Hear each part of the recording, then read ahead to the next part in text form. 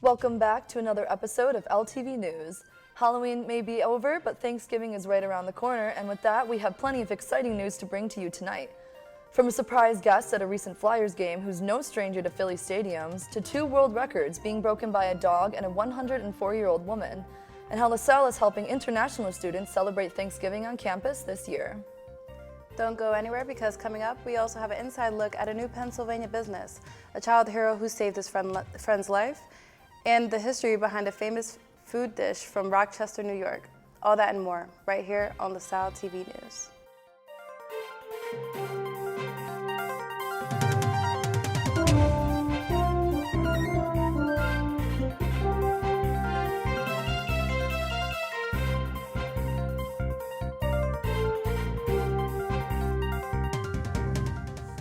Good evening and welcome back to LTV News, where we bring you everything from 20th and Olney Ave to Philadelphia and the world. My name is Maddie Geyer and I'm excited to be back for another episode. And I'm Jackie Reyes, and you're watching LTV News, LaSalle TV's hotspot for all the LaSalle and Philadelphia-related info and events. There's a lot to catch up on in the next half hour, so don't go anywhere because for tonight's show, we have a lot of fun and interesting stories you won't want to miss. So let's get started. For those who can't make it back home this Thanksgiving holiday, the Christian Brothers are extending an invitation to join them for dinner. The invitation read in the past, the Christian Brothers are extending an invitation to dinner in the De La Salle community to all faculty, staff, and students who expect to find themselves on campus Thanksgiving Day, Thursday, November 23rd at 5 p.m. In order to accept the invitation, you must RSVP by November 22nd and are asked to attend dressed holiday casual. The meal will consist of the usual turkey, mashed potatoes, stuffing, sweet potatoes, a couple of vegetables, and a wide variety of salads and desserts. Wine is offered with the meal to those over the age of 21, along with other beverages. So if you're stuck on campus this Thanksgiving, make sure to RSVP to enjoy your share of the holiday traditions. Don't get too excited for Thanksgiving yet because LaSalle has so much to offer this November. For starters, tomorrow will be the digital mural unveiling dedicated to LaSalle's campus at 5 o'clock on the Union patio. This weekend is homecoming and family weekend for you to celebrate with your fellow explorers through a weekend packed with fun events on Friday and Saturday, November 10th and 11th. The Mask will be performing Mavericks in the Dan Rodden Theater starting at 7 p.m. And before the show on Saturday, head over to the Trumark Financial Center to see the women's basketball game at 12 o'clock and men's game at 3:30. Before we go any further, it's time to return to our segment Campus Spotlight. This week we are highlighting the Communication Department's own Dr. Elaine Zelli. Let's see what kind of advice and life experiences she has to offer.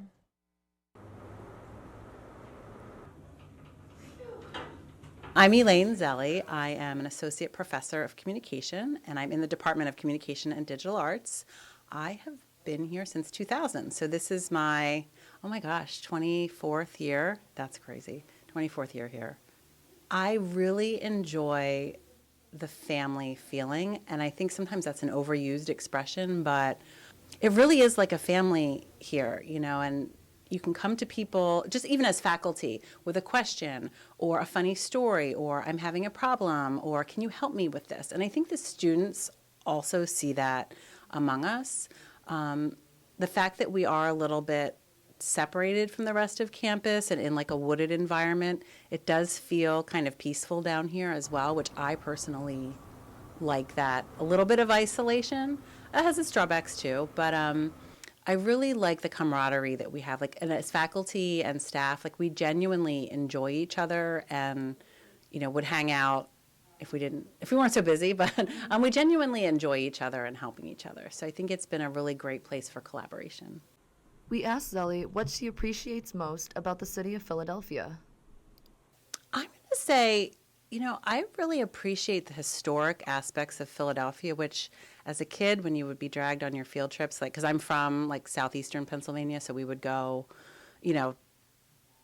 to the Franklin Institute, or we would go to the Liberty Bell. I didn't really appreciate it, but I would say as an adult now and having read more, and even with the musical Hamilton, and and seeing some of the buildings and the history, I really appreciate that. And the old houses that are down there, I don't know, there's just something really sentimental about that, and I think it kind of evokes a sense of pride, even though I had nothing to do with independence. But it's like this bit of pride in like the nation's birthplace and everything that I have really come to grow and enjoy. We also inquired about some hobbies and pastimes. Well, I really like fitness. I'm a big worker-outer, but I like being outside. I have to be outside every day for a period of time, like a kid, like a period of time. And I really like the water. Over the pandemic, I got into kayaking and like just being on the water at the beach. Dr. Solano and I have kayaked together. So it's just something really peaceful about that hobby. I don't get to do it nearly enough because my kids are really my hobby. But I really enjoy being outside when it's cold. I mean, maybe not the rain, but cold, heat. But the kayaking in the water I find very soothing and very peaceful.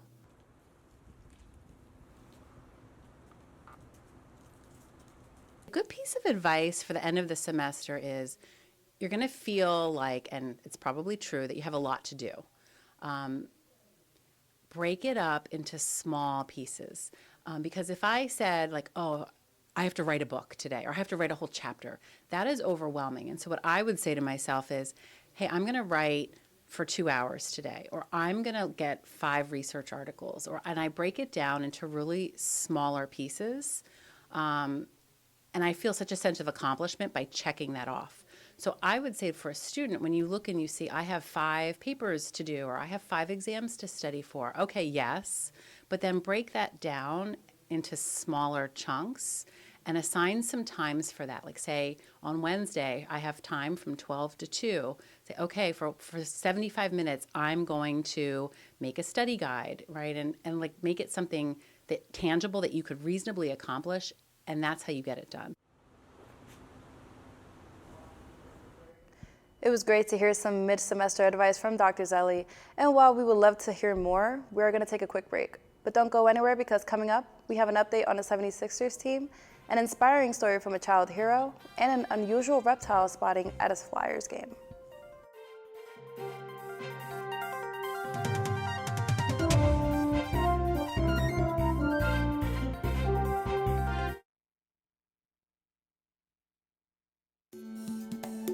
As birthplace to the first volunteer fire companies, Philadelphia is home to one of the nation's premier fire museums.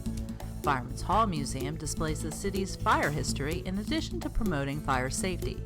You can visit Fireman's Hall Museum in Old City at 147 North 2nd Street. Visit firemanshallmuseum.org to learn more, or watch the museum's show, Curator's Corner, on LaSalle TV. Unused prescription opioid pain medicines can spell risk if they're taken by someone they weren't prescribed for, or harm if accidentally taken by a child or a pet. Safely dispose of opioids before they can hurt your family. Find a drug take-back option such as medicine drop-off boxes. If there isn't one available, check the FDA's flush list. If your medicine isn't on the flush list, you can dispose of it in the trash. Get information to keep your family safe. Did you know that listening to music, enjoying art, or simply holding hands can boost your cognition? Like me, you want to maintain brain health for as long as possible. I'm Kevin Jameson, President of the Dementia Society of America. Please request our free guide filled with 10 building blocks to better brain health, care planning, and facts about dementia. Visit our website at 1-800-DEMENTIA.org or call us at 1-800-DEMENTIA. You want to live life to the fullest, and our free guide can help. I drive 65,000 miles each year in my bus. If people knew what I know, lives could be saved. You don't want to be in the blind spot of a 40,000-pound bus when I have less than a second to react. I do what I can by changing lanes and taking turns slowly. It really helps when people look out for me too. Give me room to operate safely. It's our roads, it's our safety.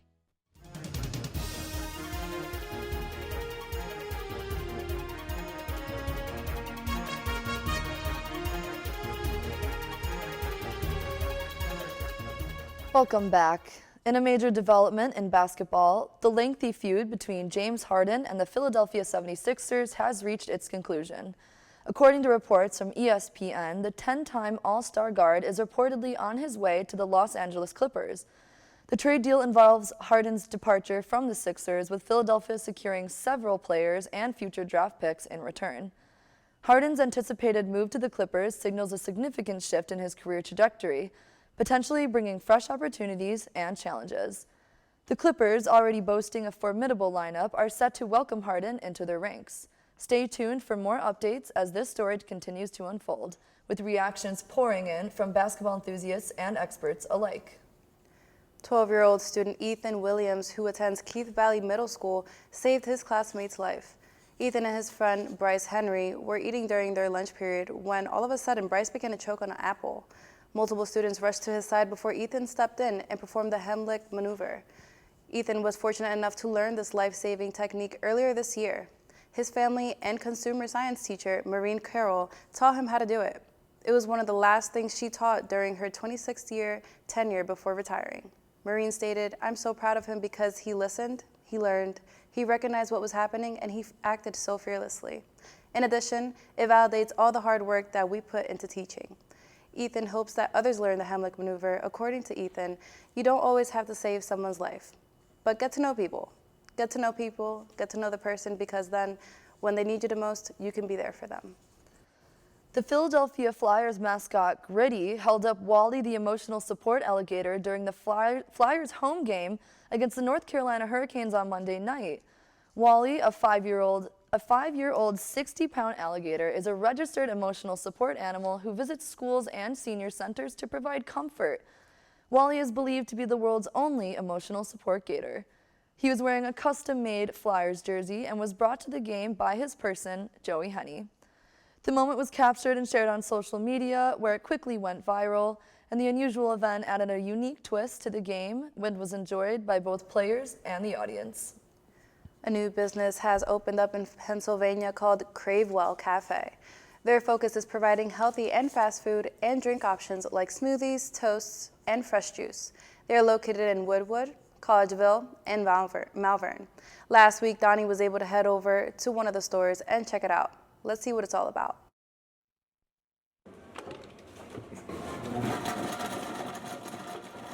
Cravewell Cafe is a new business that opened up in the beginning of October. Their mission is providing healthy fast food for all ages in their 3 locations at Wynwood, Malvern, and Collegeville.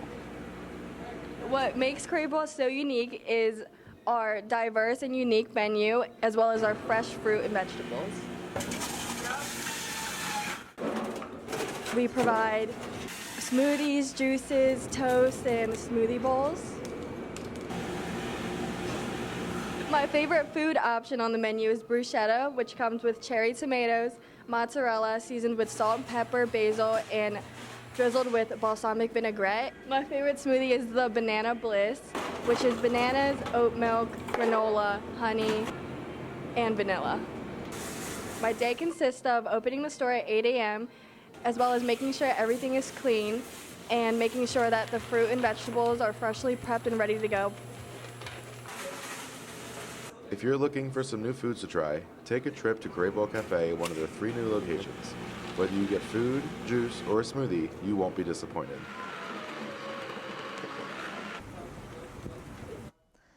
Welcome back. I don't know about you, but I'm ready to go out to Cravewell and try one of those smoothies. Speaking of food, last weekend I was able to head back to my hometown of Rochester, New York, and report on our most notorious dish, the garbage plate.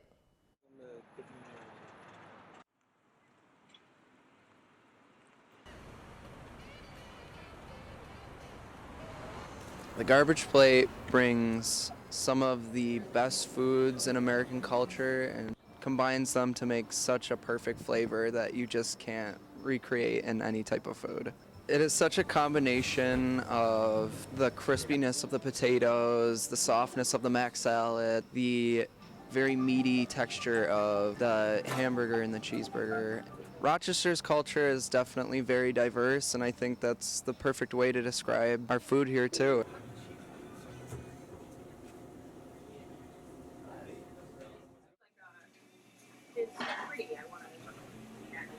What's there not to love, right? It's just got a little bit of everything, a lot of tastes and flavors that come with it, and it's really filling as well. I think it brings part of like the diversity of it all, right? That's what I love about it. It just brings everything together in like the garbage plate per se, just a little bit of this, a little bit of that, and I think that's what Rochester kind of brings in. It's just a really beautiful spot. The garbage plate is 105 years old, created and trademarked by Nick Tahoe of Nick Tahoe Hots. Well, it actually was started in 1918. It was called Hots and Potatoes, large plate of 2 hot dogs, home fries, cold beans, 2 slices of Italian bread, and it was made to feed the people that were maybe going to only eat once a day. Hearty food, keep them supplied for overnight, and then come back the next day, hopefully. Right now, the common plates are cheeseburger plates and hot dog plates. Sides that we have now are home fries, French fries, macaroni salad, and of course the cold beans from 1918. In the 80s, we started to pick up a lot of college trade, and they'd come in. We used to be open 24 hours a day. So they'd come in, not knowing what they were looking at, and they would say, "Give me a plate with all that garbage on it." And after a while, it became shortened to, "Give me a garbage plate." You know, my father hated that because, you know, it's just, you don't call food garbage. It's not appealing. It doesn't really sound appetizing. The meat goes on the potato salad, so it doesn't make the macaroni hot. And then you put toppings from mustard, onions, and meat sauce. We've been around for 104 years.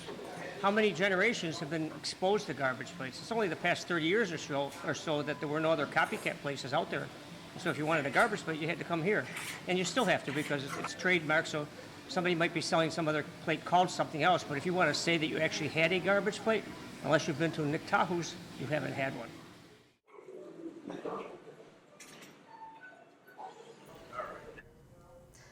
The garbage plate's such a great combination of foods and flavors. I mean, it's been one of my favorites my whole life. A lot of young people like it after like a really long night out with your friends. But are there any places in Jersey that you like to frequent for food? Yes, so there's one spot called La Cocina out in South Jersey. My favorite plate there has to be the rice, beans, and chicken. Best thing over there. All right. Human-caused global warming has accelerated to a point where rapid melting of West Antarctica's ice shelves may now be unavoidable, devastating implications for sea level rise around the world.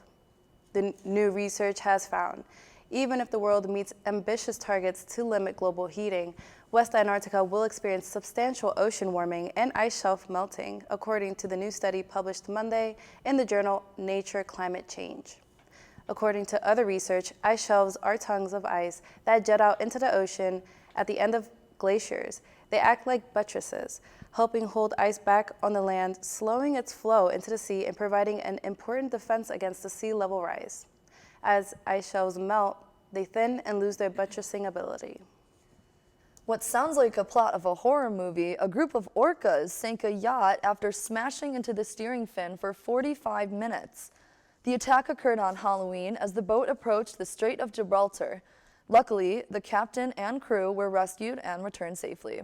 This is the 4th sinking in the past 2 years, and orcas in the area have been increasingly attacking the rudders of small boats, for a reason experts still cannot explain. One biologist believes a female orca who may have been injured by boat possibly taught others to target vessels. Others believe they mistakenly view boat rudders as fins and therefore enemies. It is reported that many people harbor the belief that orcas are malicious by nature and attempt to harm humans on purpose. A 104-year-old Chicago woman, Irene O'Shea, has skydived from a plane in an attempt to break the world record for oldest skydiver. O'Shea, who made her first jump at 100, was inspired by her late daughter, who had motor neuron disease. The current record is held by a 101-year-old British man. O'Shea's jump was not just about breaking records, but also raising awareness and funds for the Motor Neuron Disease Association of South Australia. The adventurous centenarian hopes her feat will inspire others to live their lives to the fullest regardless of age. We're going to take one more break, but don't go anywhere because coming up we have a heartwarming and colorful tribute to some lost Canadian soldiers, the heartbreaking loss of a furry friend, a surprising guest at a college football game, and how America is saying goodbye to a zoo favorite nationwide.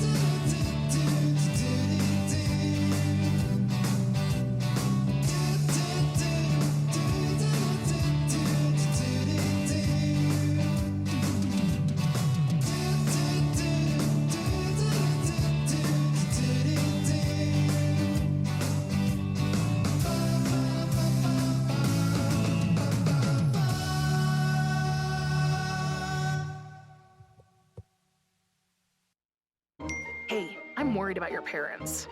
We need to show them how to spot phishing emails. Agree, the scammers are out of control. And we need to show them how to use a password manager. Plus, help them add multi-factor authentication.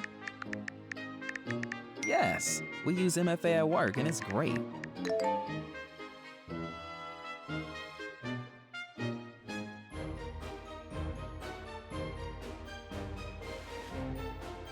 Great cake. I'll use MFA to verify my purchase.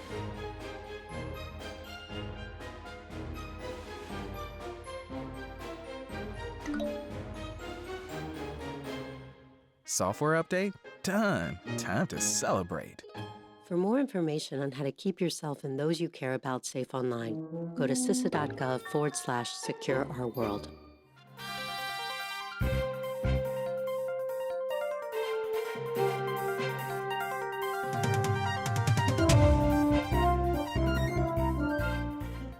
Images of striking red maple trees lining a Hampshire highway serve as a tribute to the 418 Canadian soldiers who trained and were stationed at Bramshot during both World Wars. Each tree represents a fallen soldier, with those from World War I buried in Bramshot Churchyard and St. Joseph's Catholic Church, and World War II soldiers memorialized at Brookwood Military Cemetery. Mark Chambers, recent photos captured the sorrow of the memorial, emphasizing the enduring bond between Canada and the United Kingdom. The maple trees, carefully brought in to replace hazardous sycamore trees, stand as a vivid symbol of remembrance, with the pedestrian underpass facilitating safe visits. The site remains a heartfelt commemoration of heroism and unity. In a heartfelt loss, the world's oldest dog, 31-year-old Bobby from Portugal, has passed away. His owner confirmed the news, revealing that Bobby, a purebred Rafeiro, had been living on a farm in Coqueiros since his birth on May 11, 1992. His owner emphasized the dog's free-spirited lifestyle, mentioning that Bobby never needed a leash and shared meals with the family. Bobby's remarkable life surpassed the previous record set by Bluey, an Australian cattle dog with Guinness World Record, expressing their sorrow over the beloved canine's passing. A touching tale of companionship comes to an end. There are many people and animals becoming viral these days, and that includes a possum who captivated the internet after racing across a football field during a game. Texas Tech University was hosting last Thursday when the rodent was spotted sprinting onto the Red Raiders field, making it all the way to the 20-yard line before being wrangled by authorities. One commentator mentioned he was not happy to be escorted out of the stadium. Indeed, the possum's displeased expression made for a storm of trending internet memes and ex-users generating captions like, "Free him, he did nothing wrong." The university's president, Lawrence Chavinick, stated, "Can't blame the possum for wanting to be part of the action." Some of the last pandas in the United States are getting ready to head back to China.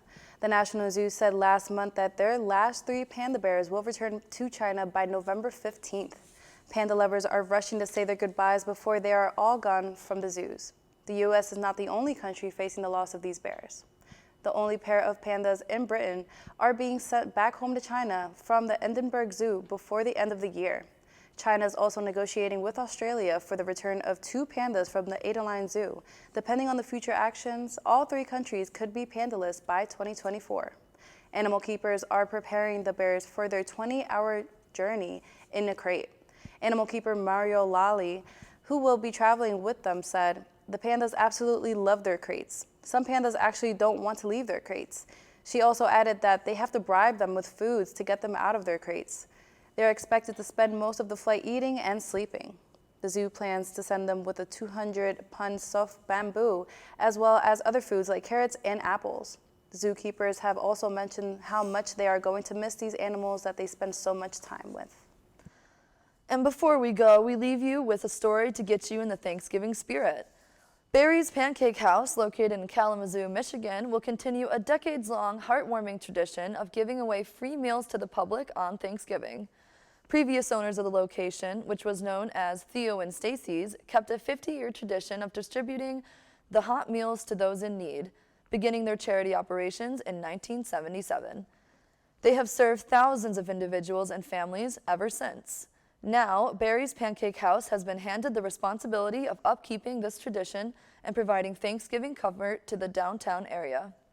General Manager Danielle Miller said in a statement that Barry's Pancake House feels honored to be able to restart this tradition that Theo and Stacy started so long ago. I'm really looking forward to Thanksgiving. I'm going up to the Hudson Valley to my family. We have like a farm up there. It's my aunt's, but I'm really looking forward to some great food. What are you looking forward to for Thanksgiving? Truthfully, I'm just looking forward to rest up and see my family, spend some time with some friends, maybe have a good time out. Yeah, it's been a long semester, I agree. Well, that just about does it for this episode of LTV News. We'll see you next time with more fun and exciting stories, but until then, you can find us on the web as well as the rest of LaSalle TV on our Facebook and Instagram page. We'd love to hear your thoughts, so tweet at us using our Twitter handle and start the conversation. And if you missed the scoop and want to see it, you can find episodes on YouTube under our LaSalle TV Philly page. Thank you to our crew and viewers for helping us make this show possible. We look forward to many more successful episodes this season. See you soon. But for now, I'm Jackie Reyes. And I'm Maddie Geyer. Don't forget to tune in next time for more fun stories. But until then, thanks for watching LTV News, where the action never stops.